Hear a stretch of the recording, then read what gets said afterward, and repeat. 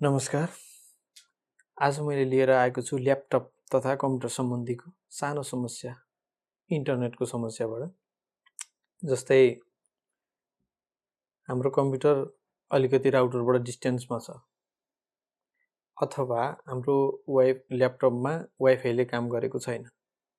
मतलब ल्यापटप सिस्टमको चाहिँ वाइफाईको सिस्टम बिग्रिया छ, त त्यो नेटवर्क एडाप्टर त्यसको भित्रको हुन्छ, त्यो कहिलेकाहीँ बिग्रिन पनि सक्छ। अथवा हामीले कहिलेकाहीँ कस्तो हुन्छ, त्यसको फर्मेट गर्यौं, त्यसको ड्राइभर पाइएन, नचल्न पनि सक्छ। त्यसका लागि वायरलेस ल्यान भन्छ, वायरलेस युएसबी यो खालको हामीले लिएका छौँ। यो दुईटा पार्टमा हुन्छ। राम्रो एउटा सानो पनि हुन्छ, तर त्यो भन्दा राम्रो ध्यान दिएर यहाँ हेर्नुस्, यो चाहिँ दुईटा पार्टमा हुन्छ।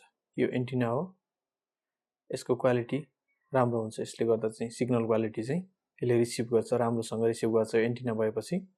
र यो एन्टिनालाई बिस्तारै यसरी घुमाउनुस्,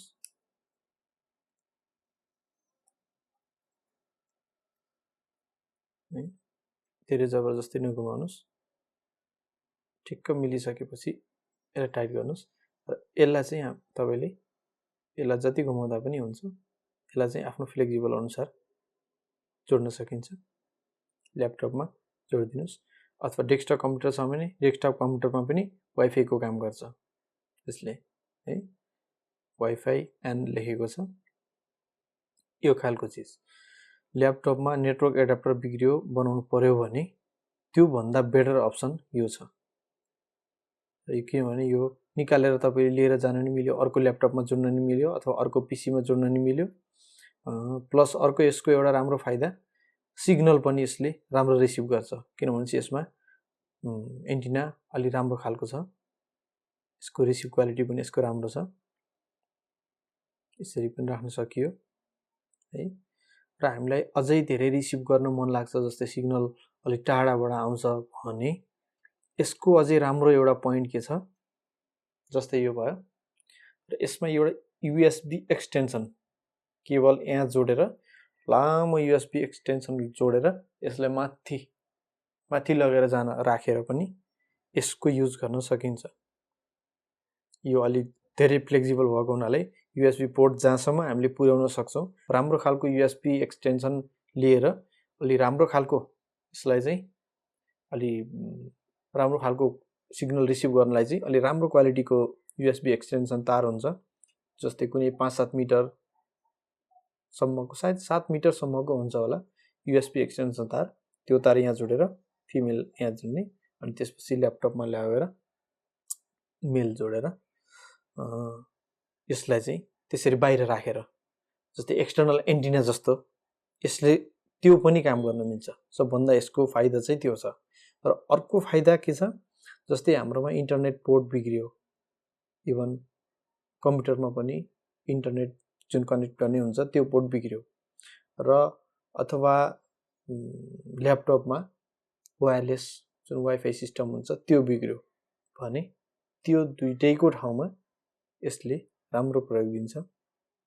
बोकेर लिएर हिँड्न नि मिल्ने सजिलो खालको, धेरै कस्ट पनि पर्दैन यसको, त्यस्तै 1000-1200 त्यस्तै हो।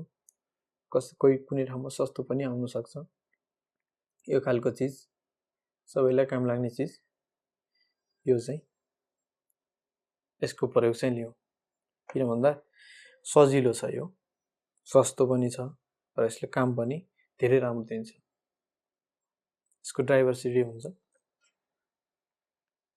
सबै किसिमको डिभाइसले सपोर्ट गर्छ यसले। जस्तै यसमा लेखेको छ 2.4 गिगाहर्ज को छ। म्याक, विन्डोज सबैले सपोर्ट गर्छ। लिनक्स जुनसुकैलाई पनि, तपाई जुनसुकै ओएस चलाएको भए पनि यसले काम गर्छ है। यसको म्यानुअलमा लेखेको छ। र सानो खालको सिडी आउँछ। यदि अब सिडी यो आजभोलिको डिभाइसहरुमा त सिडी लाग्दैन, यसको खोज्यो भने पनि यसको ड्राइभर सजिलै पाउन सकिन्छ इन्टरनेटमा। जस्तै वाइफाई युएसबी एडाप्टर भनेर यसको ड्राइभर भनेर सर्च गर्नुभयो भने पाउन सकिन्छ। र यो सानो कम्प्याटेबल चिज छ, एकदमै सजिलो।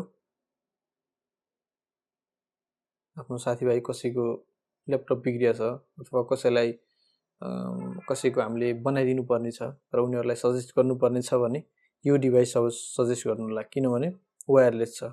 अहिले जतिसुकै वायरलेस चिजहरू पनि ट्रेन्डिङमा चाहिँ अहिले वायरलेस चिजहरू नै छ है। त्यो हुनाले यो चिज चाहिँ मलाई राम्रो लागेको चिज चाहिँ यो छ। हस्, अहिलेलाई बिदा हुनुपर्छ। अब हामी बाँकी यस्तै अन्य कुराहरू र यस्तै सानो जानकारी जसले गर्दा हामीलाई ठुलै समस्याबाट मुक्ति दिलाउँछ, त्यस्तै अन्य ग्याजेट सम्बन्धी हामीले अरू कुराहरू पनि लिएर आउनेछौँ। मन परेमा सेयर गर्न नबिर्सिनुहोला, लाइक गर्नुहोला। हाम्रो च्यानल सब्सक्राइब गर्नुभएको छैन भने कृपया सब्सक्राइब गरिदिनु होला र आउने भिडियोको लागि नोटिफिकेसन अन गर्न पनि नबिर्सिनुहोला। नमस्कार।